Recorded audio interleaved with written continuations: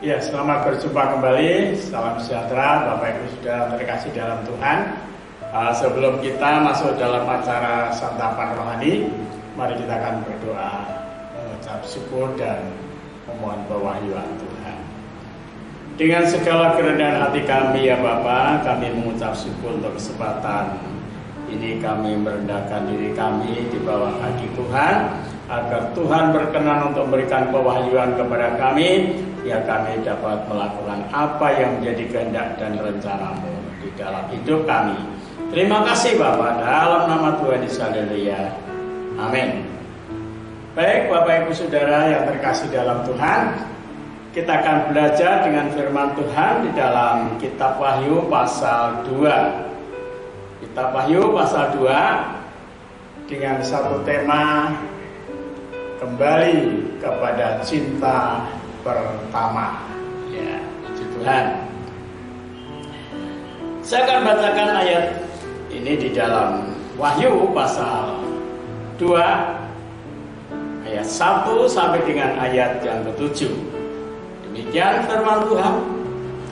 Tuliskanlah kepada malaikat jemaat di Efesus.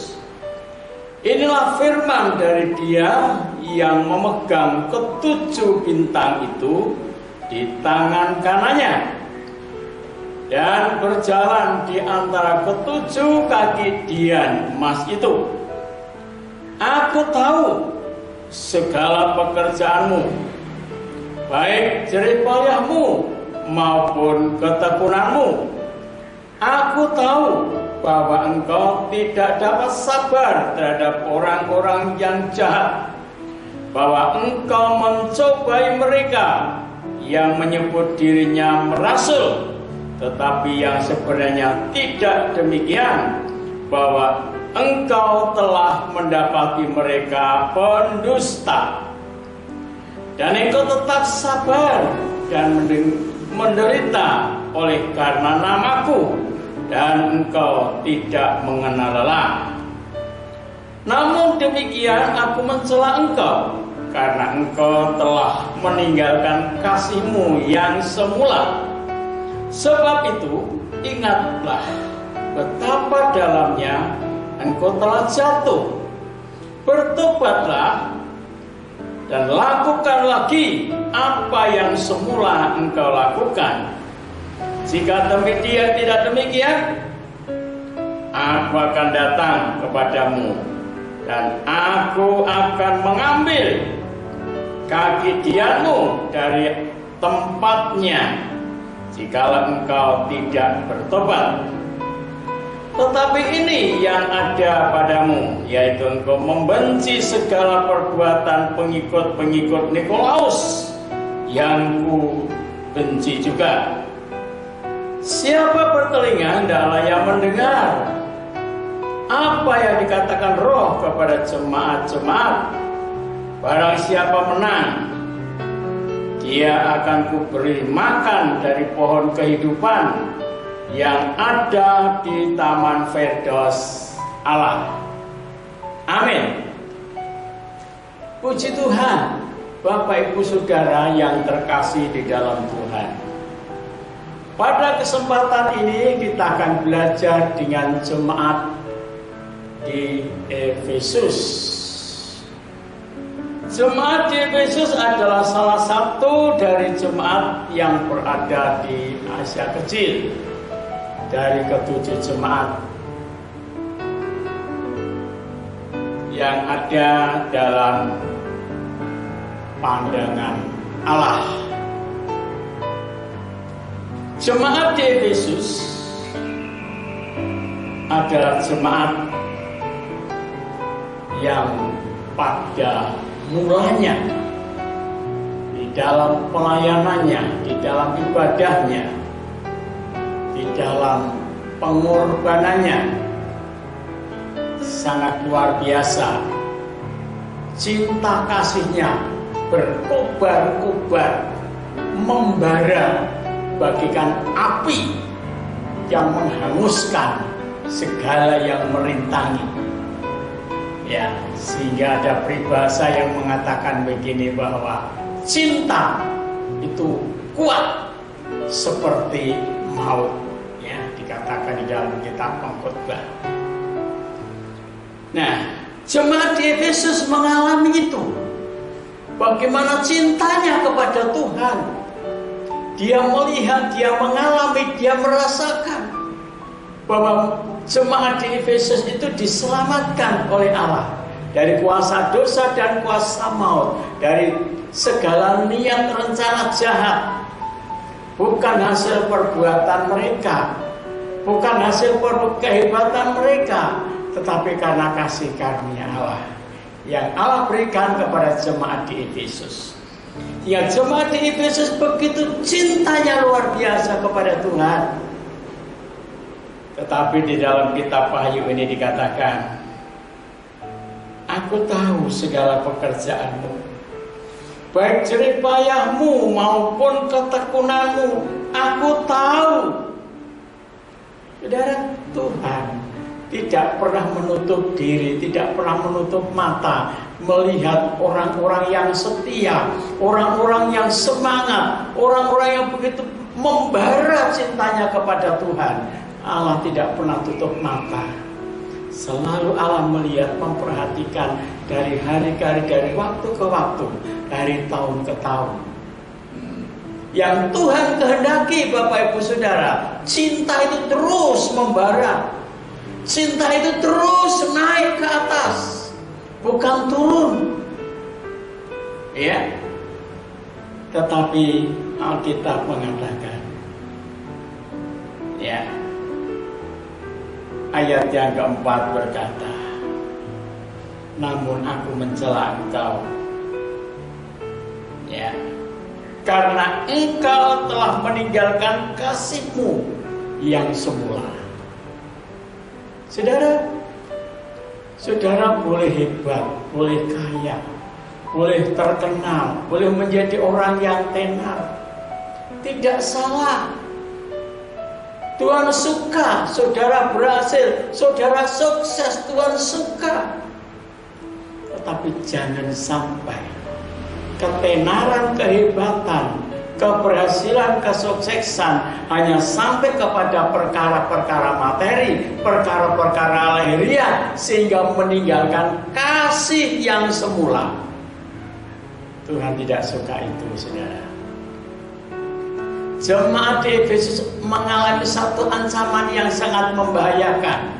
Kalau dia tidak kembali kepada kasih yang mula-mula, dia tidak kembali dalam bertobat, dia sudah jatuh terlalu dalam.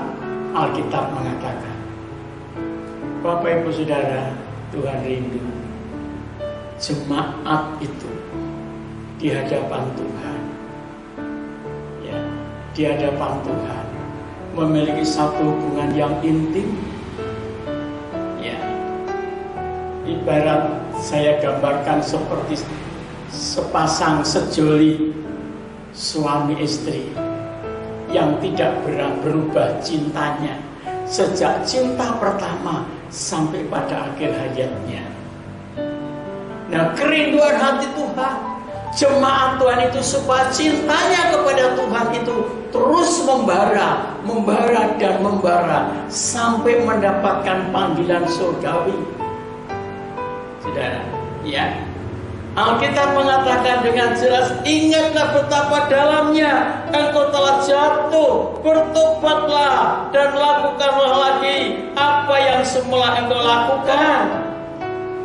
Jika tidak demikian, aku akan datang kepadamu dan aku akan mengambil kaki dia dari tempatnya jika engkau tidak bertobat. Sudah, bertobat itu setiap saat. Bertobat dalam hal apa? Ya, dalam segala hal. Intinya bahwa kita sebagai orang percaya harus berusaha semaksimal mungkin untuk dapat menyenangkan hati Tuhan. Bapak Ibu Saudara, orang yang sudah jatuh terlalu dalam, untuk bangkit kembali kepada cinta mula-mula, itu dibutuhkan suatu kesungguhan, dibutuhkan suatu perjuangan yang sungguh-sungguh. Alkitab mengatakan, yang pertama yang harus dilakukan, saudara dan saya harus belajar mendengar. Mendengar apa? Mendengar teguran, mendengar peringatan, dan sadar bahwa kita telah jatuh. Tuhan rindu agar setiap kita bangun dari kejatuhan itu, ya, sehingga mengalami kemenangan demi kemenangan. Kemenangan saudara dan saya dalam pelayanan kepada Tuhan terletak bagaimana kita mendengar dan ketaatan kita kepada Tuhan. Ya, dalam ayat yang terakhir 7 dikatakan, barang siapa menang, ia akan kuberi makan dari pohon kehidupan yang ada di Taman Firdaus. Buah pohon kehidupan itu tidak pernah disentuh oleh yang namanya Adam dan Hawa pada waktu berada di Taman Eden. Kenapa saya katakan tidak pernah disentuh? Karena Alkitab tidak mencatat. Alkitab hanya mencatat Adam makan buah yang justru yang dilarang, yang tidak boleh dimakan, itu dimakan oleh Adam.